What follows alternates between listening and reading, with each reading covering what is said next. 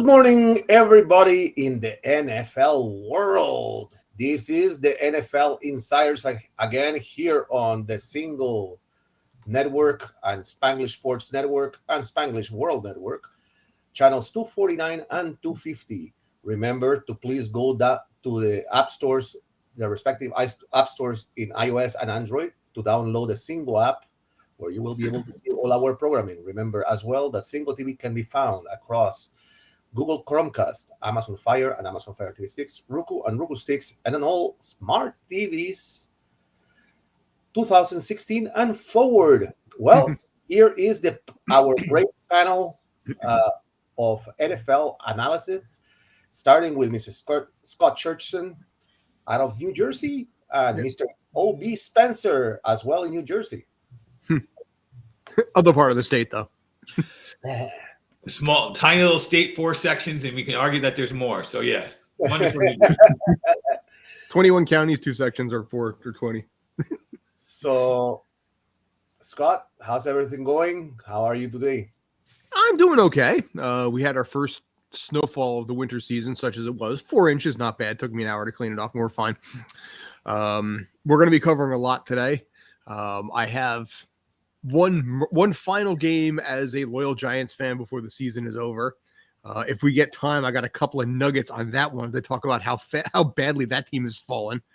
The chaos incarnate and the utter humility of watching an unbridled dumpster fire continuing to basically just go up in flames. So, how you doing? I'm doing great. And Obi, I see always your hat. The hat is there. How's everything? Absolutely. Plus, we got our Eagle hat. I mean, how am and look, the Eagles almost got doubled up 52-26. I mean, 51-26 in the end. And yet, somehow, I feel like the Eagles won that game. They showed the world how to beat this Cowboy team. Granted, some of the Cowboy defenders were out. We're going to get more into that game, but I am a little worried as we do Week 18 now. First of all, as an aside, I'll let you two correct me if I'm wrong. I've been hearing all week. It's the first time the NFL has had a Week 18, but I'm like 99% sure when the teams had 2 bye weeks in a 16-game schedule, we had Week 18 before. I feel like the announcers are forgetting or ignoring. First time there's been 17 games. And you know what? I'll give my opinion on this whole thing. Week 16 this season was like Week 15 any other season where almost every single game mattered, and it set up a final week where very few things matter. And I do think that the NFL got some egg on their face by putting that Cowboys-Eagle game, making that their Saturday night game, a game that didn't matter before it started, and once COVID hit, made it even matter less. Yeah. So there we go. I'm feeling great. And I'm looking forward to talking about 2 or 3 of these games. And I'll even let Scott go off about the Giants because there's not a lot to talk about. All right, George. Okay, go ahead. So, guys, since Obi kindly brought it up, let's start with my Cowboys and his Eagles. It was an interesting game, to say the least. Although I would have loved to see Dak play the full game. I know that they wanted to give him some rest and, they wanted to give him his time. But I always believe that it's the week prior to the playoffs, and it's a good warm-up. Whether you're playing a bad team or not, it's still a good warm-up, and you need to be in tip-top shape when you are going to face who they have to face in the Arizona Cardinals. So, what do you guys think of the game? Here's my first thing. I think they let Dak stay in too long. This game didn't have a ton that it really needed to rely on when it came to this. And it irked me a little bit because if he takes an injury, that decimates Dallas. Whatever that injury is, there's going to be very little rest time. So for me, I was very surprised, and I was like I said, a little irked by the fact that they left him out there as long as they did in what was probably going to be an inconsequential game. I think in this case, he did put up great numbers despite that. They did take him out and put in Cooper Rush later on. Fine, that's fine and dandy. But he also went up against an Eagles team that literally had 16 players on the COVID protocol list, which is something we can talk about COVID as we get closer and what that could do for the playoffs in general. But he went up against a glorified B team right now. And that's why I think as an Eagle fan, you got to be proud of that, because the game had no impact on the playoffs. The Eagles were already in. And because of the fact that they, in some bizarre way, threw out the practice squad against the Dallas Cowboys, and it stayed close for at least a half of that game. So I look at that game. So there's a couple things. As an Eagle fan, I look at it and I go, you know what? In some ways, the game infuriates me because my team started off 3-6 because they refused to run the ball. And then with their third team, not their second team, their third team offensive linemen, granted, the Cowboys had 3 or 4 guys on COVID, including Micah Parsons. They ran the ball down their throat for the first half. It was their job, which bodes well because I don't think that other than Tampa Bay, anyone has a rushing defense to scare the Eagles. So excited about that. On the Dak Prescott front, if this had been a regular season game, I would say they left him in exactly the right amount of time. Given the circumstances, did they leave him in too long? Well, the problem is he needed that last touchdown to pass Romo. And so they left him in to get the touchdown. As soon as he got the touchdown, he was out.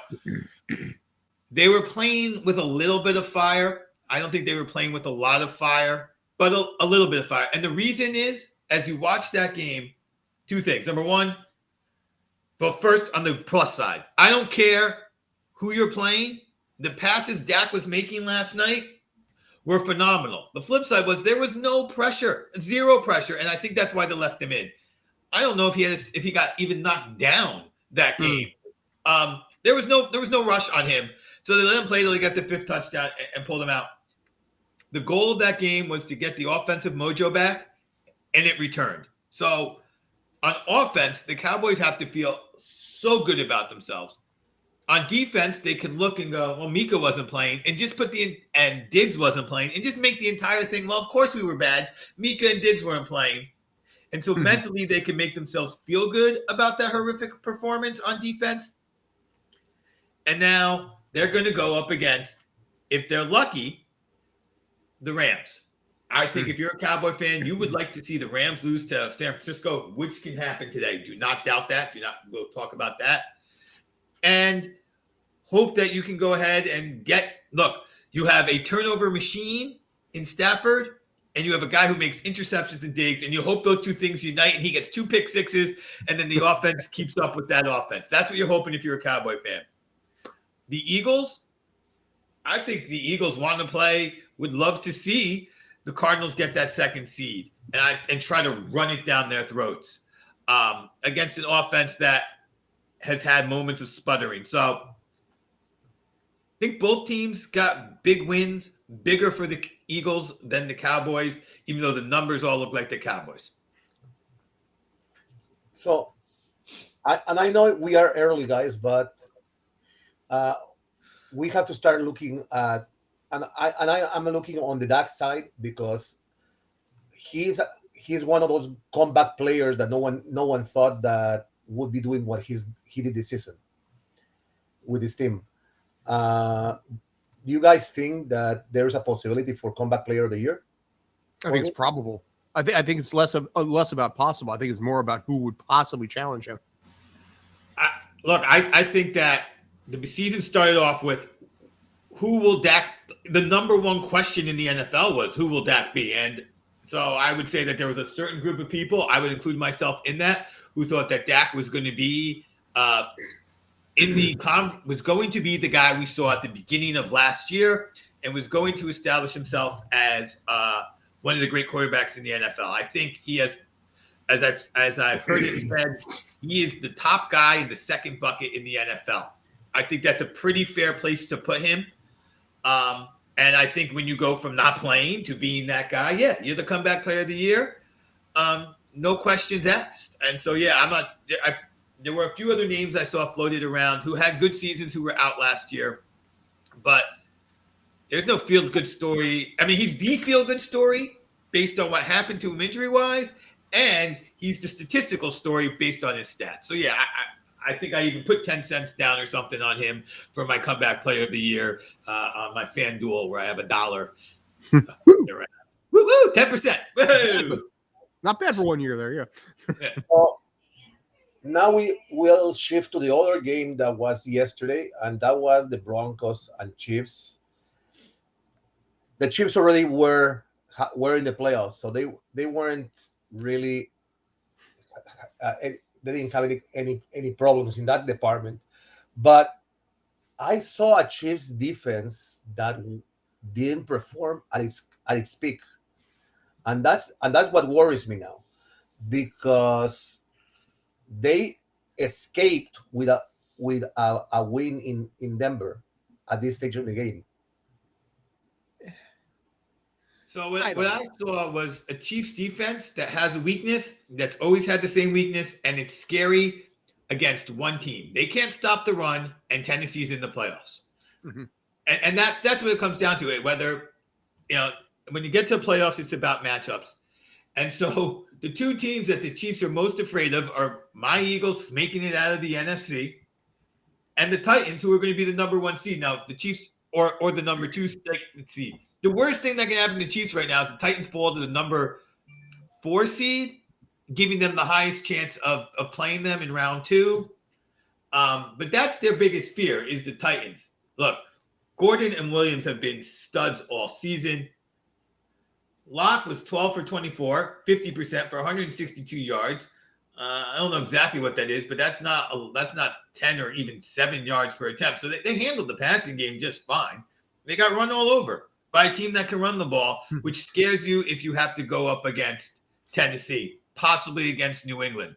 Makes you real happy when you're facing the Bills, makes you happy when you're facing Cincinnati, and makes you happy if you end up getting the Chargers or the Raiders. Another team that might scare you will be Indy. So this team has a problem with the team that's going to bring in a super powerful running game.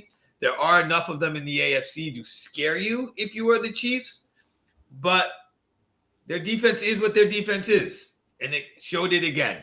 And Patty Mahomes is still Patrick Mahomes and is the best quarterback in the AFC until Burrow, Herbert, or somebody else wrestles it from him in 2 or 3 seasons in a row. Again, Mahomes was 27-44 for 270 yards. Also, not great yards per attempt, but he did have the 2 touchdowns and no interceptions. For me personally, I'm not really bothered by it this much. They was the home finale for Denver. They had a lot to play for, pride in front of the stands, division rival, all that. And admittedly, the Chiefs have never been this season a good team on the road. So you pull out the win, you get what you needed to out of it. You give yourself a shot at least the top seed overall. What is a bigger concern in this case for me is not the fact that basically they won here. The Chiefs are 5-1 in the division, but they're 2-4 outside of it in the AFC. So they have a .333 win percentage against teams outside of their division, but inside that conference. That becomes a concern when it comes to playoff time, because invariably they're going to have to play somebody outside of there. Now, whether in this case it ends up being, it's a lot. It depends on really what happens with Tennessee today. If somehow Tennessee can actually end up losing this game, which I kind of doubt, but it's going to be a factor of which playoff team they're going to be facing. Does it end up being, the Raiders, the Chargers, the Steelers, the Ravens? There's a few different possibilities there. The good news is, though, they do play at home next week. They're 7-2 at home this season. They've got the advantage there. I'm not making that big of a deal out of it. I think it was more of just a factor of being able to make sure you get enough to get the win and be able to tweak what you need to be primed and ready for next weekend. The one thing that I saw in that game, which surprised me, because everybody knows that Mahomes is a guy that looks looks very carefully at stats, and he made a decision in the beginning of the second half to go for a 2-point conversion. Mm-hmm. But he didn't need to. Is that the Mahomes that we are going to get in the playoffs? the guy that will risk it in order to just achieve nothing? Oh, are you saying that Mahomes called for the 2-point conversion? Correct. Or Andy Reid. Yeah, I mean, again, I'm not really worrying about it because they're seeing things that we're not necessarily seeing behind the scenes. So, again, I think this game was more, not as much as, like, say, the other Saturday night game was, but this was a game that was more designed to just prime yourself for next weekend, and like at the end of the day, I'm not worried. I mean, you know me, I've been supporting the Chiefs all season, even when they were struggling for a while there. And, in Reed we trust, in Patrick we trust. So I don't see any of that really being that big of a deal. I really don't. So, I mean, the one thing that came out of this game, I think that is most important, and again, to Scott's point, we'll know more later, is how hurt is Hill? That's a big question. I mean, Hartman had a wonderful game, 8 receptions, 100 yards. But boy, I don't want Mecole Hardman to be the guy against any of these other AFC teams, right? If I'm one of the top 5 NFC teams, I do feel like the 49ers maybe are scary. The Saints ain't scary. Mm-hmm. If I have my run game intact, the Eagles ain't scary. But there's not a team that's going to be in the AFC that I think any of the other AFC teams can look at and go, great, right, sure, whatever. Like everyone's, if you are the number 2 seed right now, yeah, if you are the Rams, not only do you want to win to get that number 2 seed, but to increase your chances of playing New Orleans. Like, come on, the Rams are begging for New Orleans. As good as Peyton is coaching, which we can get into Coach of the Year and what that would mean to get this team into the playoffs. That's a big difference over whoever this bottom seed is going to be in the AFC. If you told me they were going to win this, make it to the Super Bowl from the AFC, I'd be like, oh, okay. Like, I'm not betting against any of them. There's no powerhouse there at all, or tiers really. So let's move on. And first game that I want to touch, I know that you guys are going to say that I'm fooling myself, but it's a good game, and that's the Ravens against the Steelers. It's no, you're not fooling yourself. I think that there is a chance for both teams to do something and affect the teams the other teams that are going into the playoffs. Oh, you want to go first this time? I'd like to see Ben win against the backup quarterback and go out on 9-7-1 and have those nice 2 wins to end his career. But I'm not, I'm not feeling that's going to get him into the playoffs. They have to win and have a whole bunch of stuff happen, right? I think Baltimore's a slightly easier way in. But the fact that they're not playing Jackson means that if they somehow win this game, who's worried about them? And that would be the Saints of the AFC and Lamar Jackson-less Ravens. Yeah. I think the bigger picture here is that it's going to be more about this potentially being Ben Roethlisberger's either last game in Pittsburgh or last game possibly overall. This might be his swan song game. They do have something to play for, but mathematically they are both all but eliminated. Again, I call back to that tie that they had against Detroit. Had they won that game, this changes the dynamic of the AFC tremendously. But right now, sitting at 8-7-1, they've got, I think, like an 18% chance of making the postseason. So it's not impossible, but it's going to take a lot of work to make that happen. But it's more a factor of, is this Ben's last game permanently? And you know what? I think it is. I do think that the Steelers will win this game because they're going to win for him. But I think he's done after this game. Yeah. 100% agree. So, cool. So let's head to another game that is interesting because it puts 2 teams battling for the AFC East title, and that's the Bills and the Patriots. The Patriots going to Miami, a team that is not that bad. That can surprise. Where do you think that game is going to go? Because it's an interesting game. The Bills have Chris. No, you go. I'm just trying to put the words together. Go for it, Scott. Here's the thing. The Bills have a lot to play for right now. I mean, the winning the division is so much to that team right now. So it's a matter of what can they do today. You know, there's a good right now that there's no reason I think that the Jets have much of a shot here. But at the same time, I'm liking the progress that's going on there. I don't think a lot of people really expect the Jets to have a shot at this.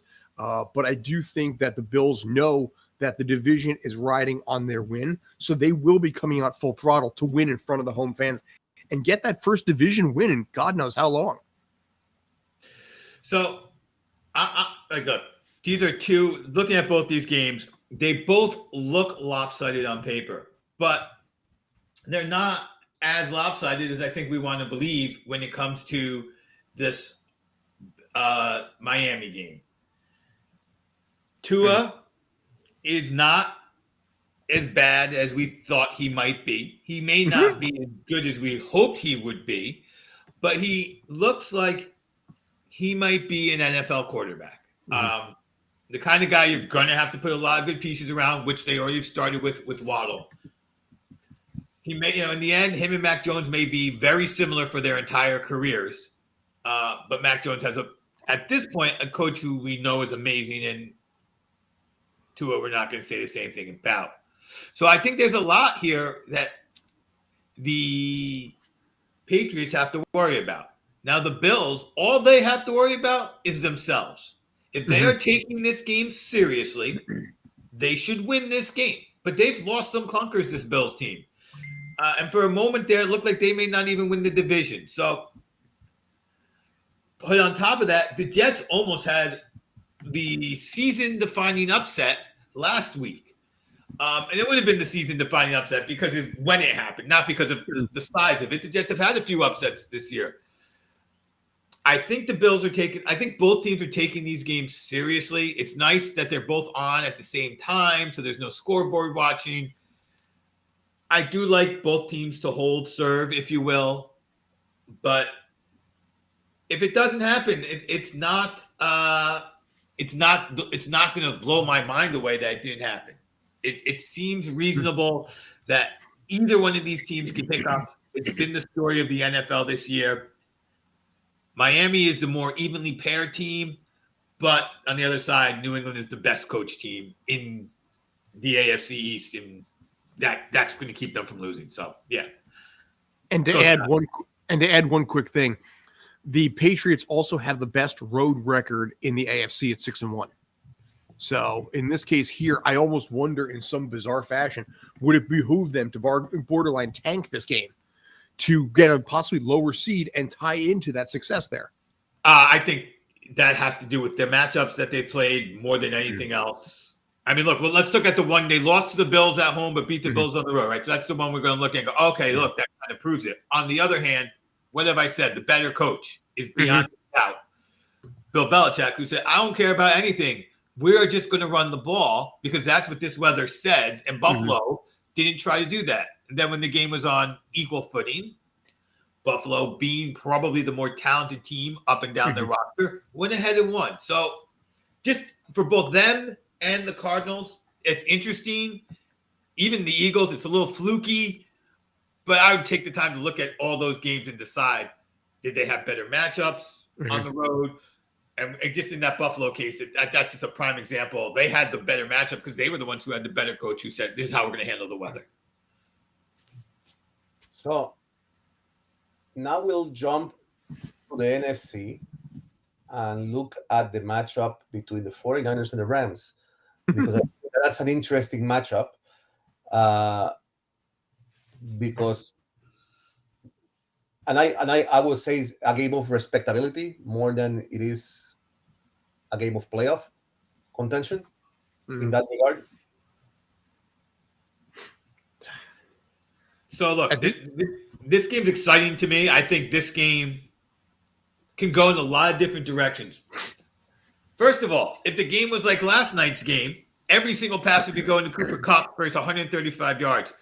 And if he gets that 135 yards, the quarterback who has the receiver with the most receiving yards in a 16-game season and the quarterback who has the receiver with the most yards in a 17-game season is both Stafford. So I think Stafford is looking at that and knows that and wants to get that mark because of what it means for his own fight for the Hall of Fame and personal level. That's number one. Number two, if you're the Rams, you want this number 2 seed. I think you do. You want to be able to avoid playing the Green Bay Packers as long as possible. Now, I believe the whole tournament recedes, and I also believe that since the tournament recedes, that that we're going to also have a wild card team playing Green Bay. Or a wild card team playing the number 1 seed. There's going to be at least one wild card upset, and when it recedes, that really is going to help the Packers and the other number 1 seed. But in any case, it's the San Francisco 49ers are playing for a lot on the other side. They want to get this win. They don't want to be the last seed. They don't want to have to play the Rams or Tampa Bay in the first round. So if they knew where Tampa Bay was going to fall, I think they would do their absolute best to avoid Tampa Bay because they're a running team, but they don't. And so I think both teams are going to go in this game looking to win this game, and it's one of the few real games we're going to get on the NFL schedule. 2 playoff teams playing for real, not holding back. Both want to win this game for real because nobody wants to go to Green Bay, and the best way not to go to Green Bay is to be the number 2 seed and hope that Green Bay gets upset in the first round. Best way to go to Green Bay is to let someone else to do it. Exactly. Let somebody else go to Green Bay. Let someone else go instead. Here's, like you said, there is a lot to play for on both sides. San Francisco can get in with either win there or Saints lost this weekend. But what I find more interesting, and this is where the enemy, could be of my enemy can be my friend here. I think if you're a Cardinal fan, you want the Rams to win this. Because the Cardinals, in this case, would end up having they have the best road record in the NFL with only 8-1 this season, and they'd be facing off against the Dallas team that they already beat last weekend, and that has to give you some kind of a drive and motivation to go up against a team that we're great on the road. We just beat these guys at their home turf. You almost kind of in some bizarre way root for the opportunity to basically get the Rams to win that game. Now, you did this in this case. The Rams could actually be, like I said, number 2 seed. So there is a lot riding on them to make that happen as well. I do think the Rams will take this. I think Stafford's had a better season this year against teams above 500 than he has in the past. And there is a lot for them to play for. So the Rams, I think, should be able to take this game. They have a lot riding on it. They want to win in front of the home crowd. Yeah, I don't think it's going to surprise anybody. But as a Cardinal softie that I am, kind of rooting for the Rams to win too. That's an interesting perspective. And again, I'm going to take that road home thing, throw it out. But boy, if I'm the Cardinals, I think I have the Cowboys number. So I would love to play the Cowboys in the first round. Yeah. If I'm the Cardinals. So absolutely there. But if the Rams, got to root for the Rams because if the Rams lose, then the Cowboys, the Cowboys can be second or fourth, right? So if the Rams lose, they're still behind. I don't know. Maybe I don't know. Whatever it is, if the Rams lose and the Cardinals win, then they're behind the Cardinals and they're behind Tampa Bay. So the Cowboys are not. I don't think can get anything other than second or fourth by everybody losing.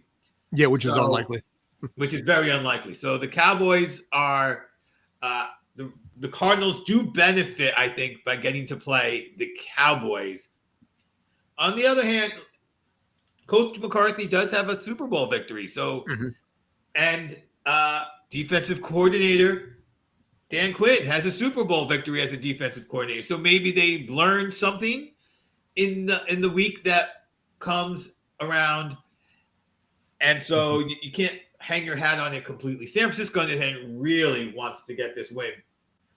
But if the Rams win and then the Saints lose, I mean, if the Rams win and then they get to play whoever they get to play, they're happy. They're happy. The Rams have got to be trying to win this game. And like you said, the best way to avoid Green Bay, no be there. Is that a Miyagi-Do reference? I believe Miyagi. That was a Cobra Kai reference?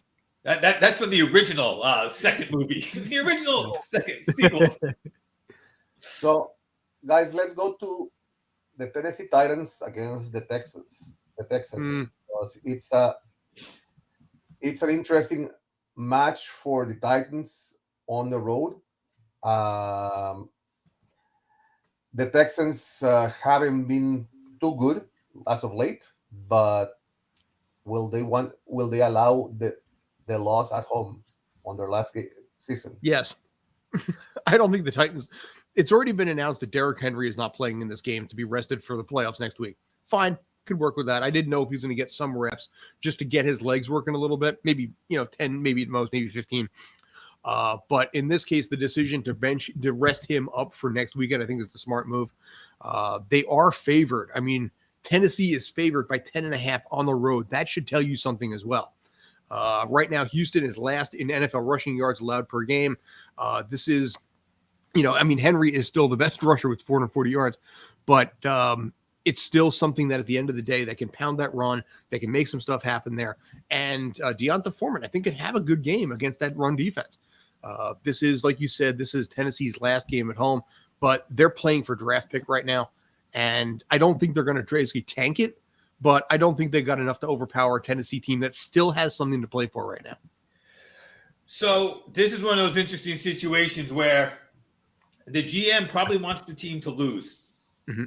But the quarterback and the coach really want the team to win. You play to win the game. But it's not. Davis Mills and Cauley both want. If they can get this fifth win, both guys lay a claim to, I deserve to be here. Mm-hmm. And I am the future. Davis Mills, easily the second best rookie quarterback this year. Sorry, Wilson. Sorry, everyone not named Mac Jones picked in the first round, but Davis Mills is having a good, solid season. So he wants to prove that he is the quarterback of the future. Watson notwithstanding, this is a team that's pretty, when the team trades away Watson, Davis Mills wants it to be for more things around him. Coach wants it to be for more things for him to use. So both these guys are out here trying to win this game for real. Problem for them is so is Tennessee. And Tannehill and Brown are both playing. And like I said, the moment that Henry went down, as awesome a runner as Henry is, he's only providing so much extra for this team compared to what the offensive line is doing. I mentioned Sean Payton, briefly in Coach of the Year talk. My Coach of the Year is Vrabel because he proved it. He lost his gem, and he's about to get the number 1 seed in the AFC. And kudos to Vrabel. And he's, interestingly enough, he is not part of the Belichick coaching tree. He's only Belichick adjacent because he was a Belichick player. And for all those coaching tree conversations, which we can get into on another day, in mid-season or off-season, I think that's an interesting little fact. I think Tennessee is literally going to run all over this weak beep rushing. Might show something just to be like, hey, look, I'm here. I'm for real. Give me another season. Let's see what we got. Let's go next year. All right. So let's head back to the West Coast. And we are going to look at the game between the Vegas Raiders and the Chargers.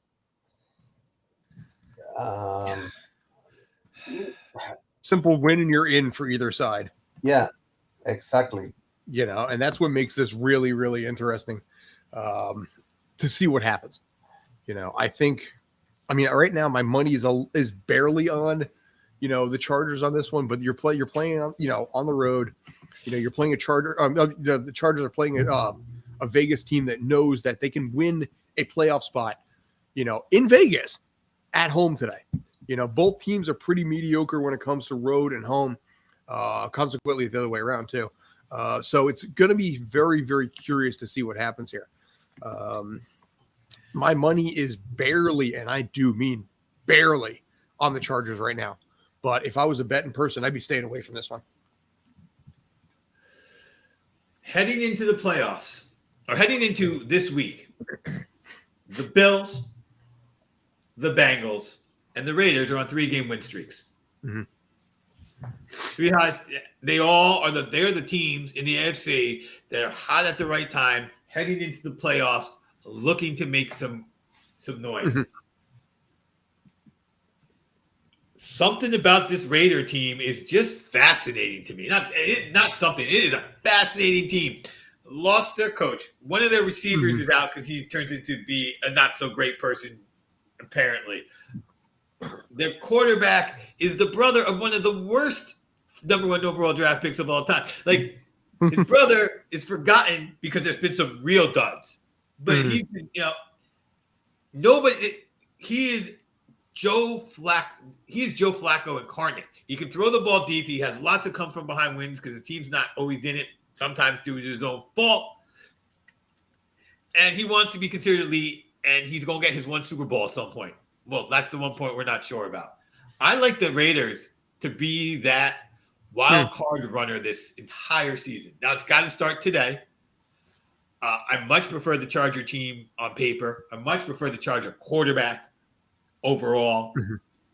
But the Raiders are feeling to me like that team that's just going to go on that run, that run team, mm-hmm.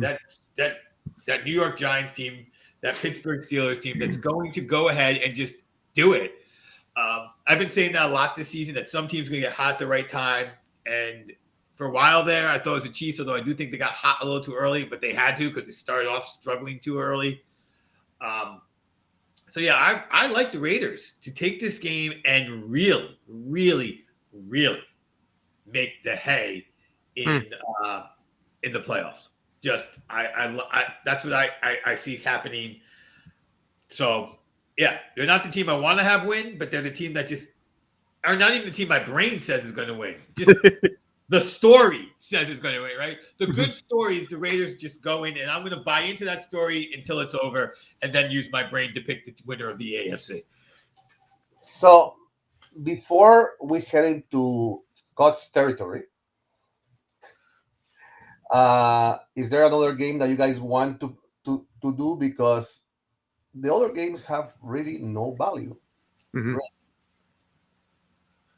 I mean, we can look at the Vikings and the Bears, but what's there? Can the Seahawks beat the Cards? I don't think so. No. So no, go ahead. Have we discussed the Colts? Did I miss that conversation about the Colts and Carson Wentz? We didn't talk Colts now. No, we didn't talk Colts. You want to start there, Robbie?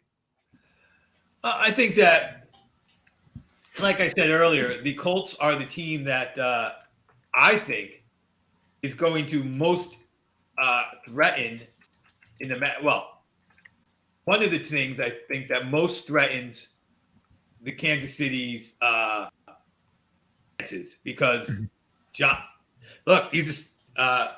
they get in with their win. It's not a hard game, and they're a team that really threatens Kansas City's pass defense because they can run the ball. Jonathan Taylor is this close to the MVP. He's not going to be MVP because, let's face it, what a running back has to do to get the MVP is insane. Mm-hmm. The real MVP of the league is on the Colts, and his name is escaping me right now, which only makes sense because he is an offensive lineman, whose name I've said 1,000 times on 1,000 shows. So if it comes to anybody, please just blurt it out, interrupt me. But this Colts team, I think, can cause some problems with their run game and their defense. They are a mirror image of the Titans with less good receivers, but more talented but less successful quarterback. I mean, they're very similar teams. So this is if only just because this is a team that wins and they get in, and I think we need to acknowledge that they can be a problem for somebody when they're in there. Also, if the Steelers lose, which very might happen, and the Chargers lose, which I already think is going to happen, and the Dolphins win, which I think might happen. Like, the Colts have a legitimate backdoor in as well, even if they lose. So I think that's important to note. You know, this is not a Jags team that's going to have much of a shot here. You know, they're favored. They're the underdog at home by 15.5. So we talked about 10.5 before with Tennessee. This one's 15.5. So you got Jonathan Taylor, who's a beast of a running back right now, going up against the Jags team that really right now is playing predominantly for a draft pick again next season. Now, interesting fun fact for Trevor Lawrence fans, or Trevor Lawrence haters, depending if you prefer. He has started every game this season. He has the potential of being the first quarterback since 1978 to have more interceptions than touchdowns in every single game that he started by starting every single game in a season. Rookies, veterans, doesn't matter. And he has the potential of actually doing it in 17 games. So this is something that he's trying to stave off history. But again, this is a Jonathan Taylor who has an outside shot of actually getting 2,000 rushing yards this season. So he could get the MVP in that regard there if he ends up breaking 2,000. I don't think he will, but I still think that team's going to win anyway, and they're going to win handily because the Colts need this game also for seeding. Agreed. Yeah, I mean, I don't think that the Jags can stop him from running. I mean, I've been looking while you guys were talking. I was looking at most of the predictions from every single analyst across the NFL, and they are saying that he will get at least 266 yards in today's game. That's pushing it though. That would get him over 2,000, but that's a big push. You know, and it's possible. I don't think he's going to get it because if he's at 150, the game is over, mm-hmm. and now you need to rest him, mm-hmm. and you need to rest Wentz. He'd have to do it on 3 or he'd have to get 30 yards and then 100, a 90-yard touchdown, an 80-yard touchdown, and then wow, okay, he's so close. But I mean, you don't want to push that. That's the thing. To get him there, he needs 200 yards by halftime to have a shot at this. Yeah.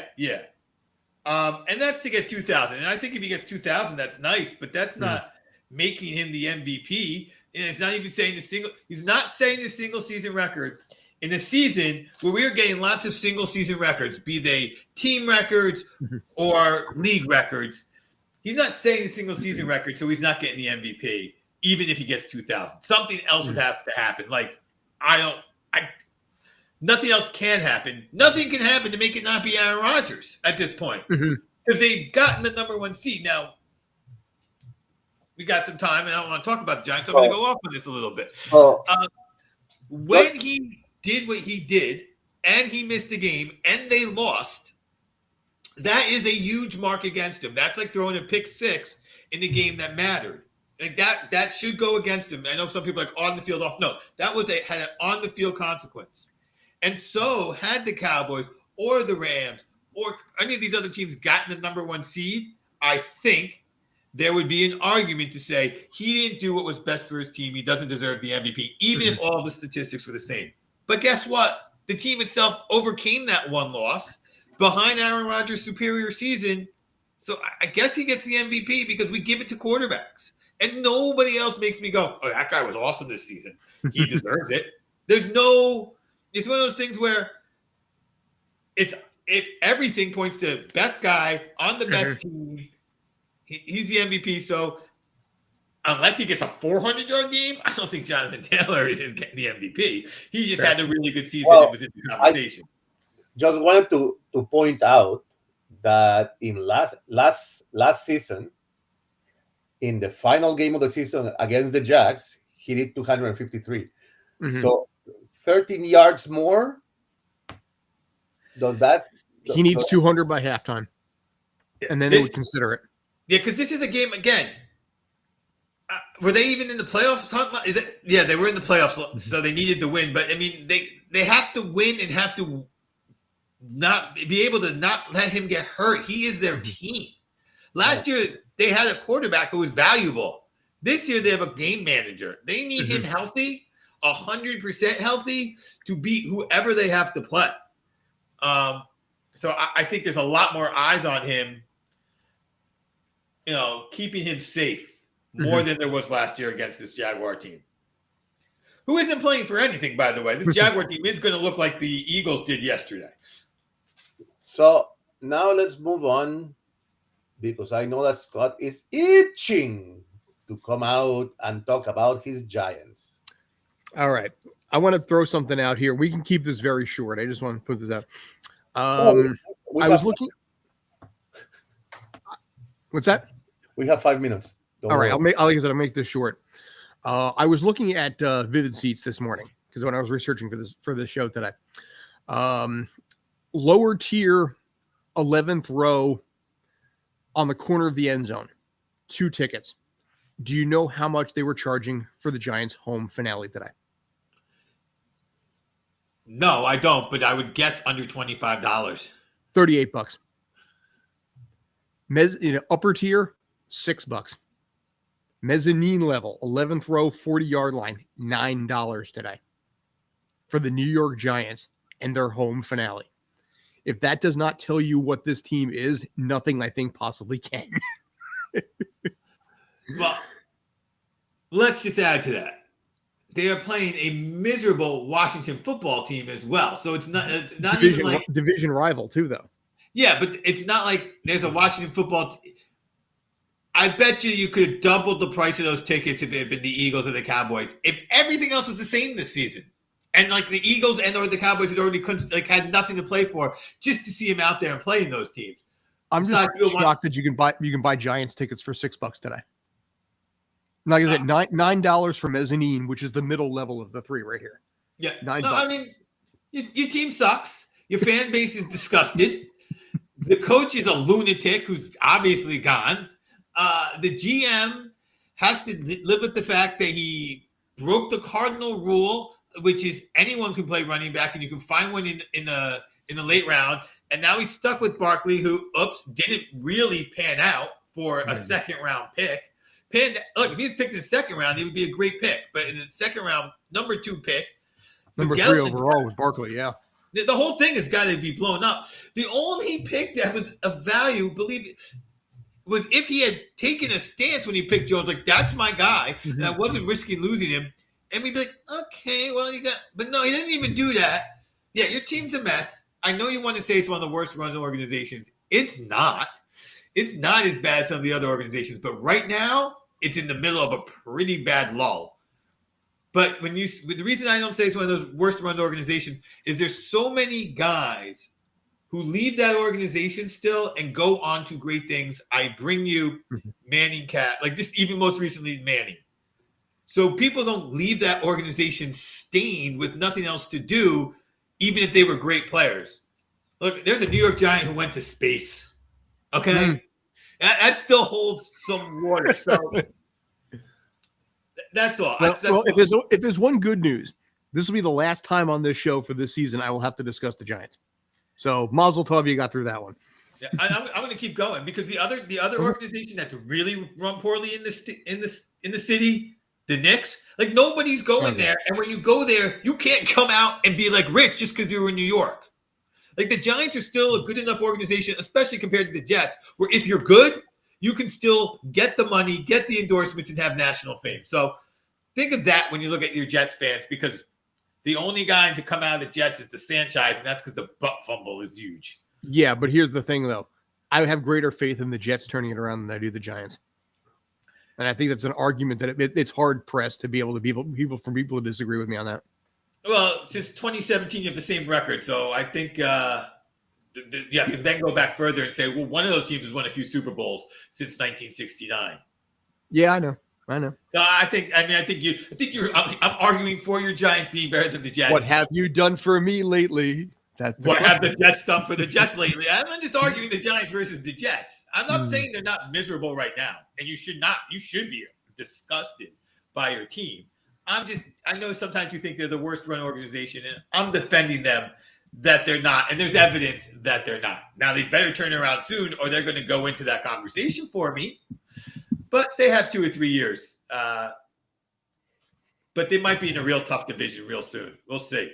It's going to be bad, but I mean, Marianne Villa was an 85-year-old grandmother who's a season ticket holder for 50 years. She's like, I'm out. And she used to have lunch with the Maras because the Maras would invite her out to lunch because she was that loyal to the team. She pulled a Fireman Ed and she walked out. So, well, Fireman Ed did return, so Yeah, but this woman's 85 years old. We will see. We will see. You know what it takes to have a 50-year-old season ticket holder at 85 years old? I don't think next year's the season for the Giants. I mean, they do have a problem that they don't have a quarterback, and there's not one on the horizon. That's their big issue. I'm willing to take a shot at Baker Mayfield if they trade straight up and can figure out that salary cap. All right, you got 2 minutes. Yes. I asked the question all last night. Mayfield or Minshew? Mayfield. Okay. Yeah. Mayfield, actually, we never covered that, but this might be his last game for Cleveland, too, today. Oh, they owe him a lot next year. They don't owe him a lot next year. They owe him next year, but they never extended him. So does a trade happen? He's getting paid more than Minshew. And so which guy would you take your chances with if they're both available in the trade market? Because you can put a lot more pieces around Minshew because he's millions less. Yeah, but that won't happen with the Giants in division. I think the Eagles will take whatever they can get for him.